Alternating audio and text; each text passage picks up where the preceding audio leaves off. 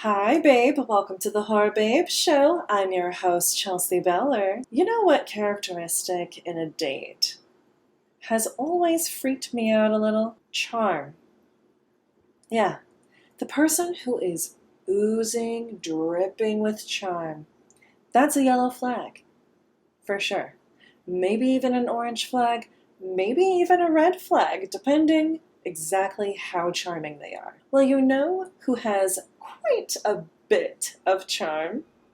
Channing Tatum, so much so that his fiancée Zoë Kravitz uses Channing's charm in the new horror Blink Twice. Let's review Zoë Kravitz's directorial debut, Blink Twice.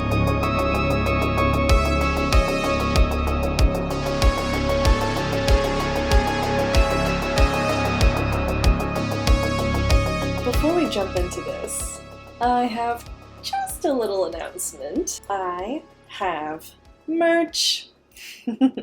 If you're interested in a Horror Babe t-shirt, tank top, sweater for the upcoming sweater weather, mugs, where's my mug? Mugs, caps, I don't have a cap yet, stickers, and more, click the link in the description below and check out my TeePublic page. Thanks, babe.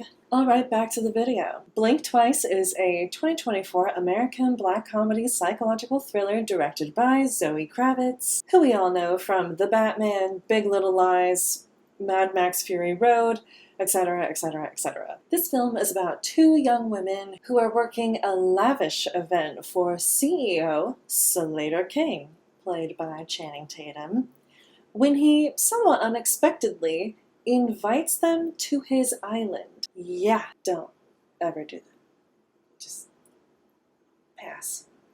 They engage in high-class beach party activities until things start to get a little weird. Let's start the review with Channing. Channing Tatum, eternally Magic Mike in my mind, excels at performing a wide range, which in my mind, he will always be the hot dancer guy, so it's hard for my head to wrap around that. But alas, it's true, alas. I was so incredibly curious to see him play a villain, and he absolutely delivers. He does a phenomenal job. His charm drips off of him and becomes the malicious and sadistic blood of his victims. He doesn't care who he hurts as long as he helps them forget. As long as it's forgotten, who cares? Everyone. Channing, come on. Naomi Ackie portrays Frida, a young woman just trying to get by, like all of us. I personally haven't seen Naomi before. I thought she was incredible. She makes for a terrific final girl, one that I honestly didn't always sympathize with, which I prefer. I love flawed characters because it's real. It makes sense. It's the reality. None of us are perfect. You're never going to sympathize with someone 100% of the time that you know them. You know, honestly, Frida makes some really bad, stupid decisions. She does some really dumb things that you in your mind would go, oh, I would never do that. But Channing, being the charming man that he is, could very well talk you into it. There's a point, this is maybe a slight spoiler, but I don't think it's much of a spoiler at all. There's a point where she speaks very badly and judgmentally of talk therapy. She says therapy is useless. What's the point in talking about your problems? Why would I want to remember it? Very key thing for her to say in this film. So I understand why she says it.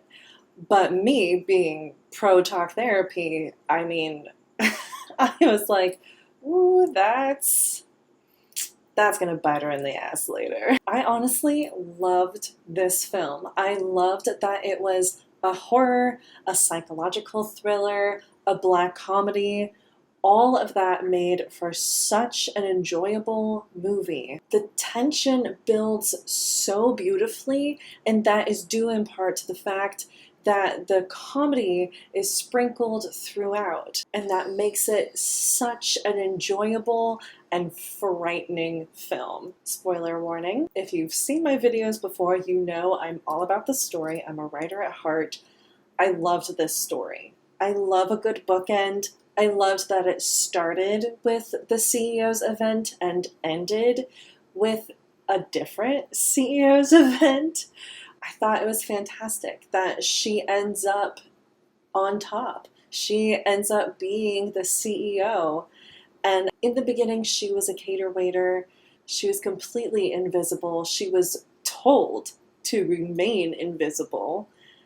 And by the end of it, she's the focus of everyone's attention. She's the fucking CEO, bitch. Success is the best revenge, after all. I agree. I don't expect much blood or gore in thrillers, and I think this has just enough. It has the perfect amount. This was done so well because you don't expect the blood and gore, really. It starts with parties, and gradually things get a little weird. Hey, what about this? And that's a little odd, and what about that? And then blood and gore. And it's actually pretty great. So I loved it. The tension builds so well in this film, and part of that is because of the sound. There's a repeated part of the score that is a very common sound in horror. It's like a very low, resonant bass kind of tone. But in this film, the tone fades out in this beautifully eerie way that gives you that uneasy feeling. I noticed it in the beginning. I was like, did I hear that right? I'm not sure I heard that right. And I heard it periodically throughout the film. And I was like, oh, that's... Ooh, I don't... I love and hate that. Like, it was just done so well. I thought it was a great touch. Rating time. Don't sing. Rating time. All right, I give this a 5 out of 5. I did feel that Frida marrying Channing Slater, I did feel that Frida marrying Slater at the end was a bit too far, just a little too far out there. Would you really marry the man who consistently erased your memory and did horrible things to you? Probably not. But she, she was getting her revenge on. So the whole film was a little out there. So it kind of works. It mostly works. It worked in my book. It was just, man, I don't know if I could do that. I feel like I would have too much pride to do that. But it was also an act of pride that she did it, So, could go either way. I loved the commentary of this film. It was poking fun at the elite, at white people, at money. The archetypal drunk white girls in this were chef's kiss. Loved it so much. I have met those women so many times. And the vaping, oh my god. I mean, they just nailed so many different aspects of this film, and every aspect just puts you more and more in this elite party central. This film is definitely worth the watch, worth a rewatch for me.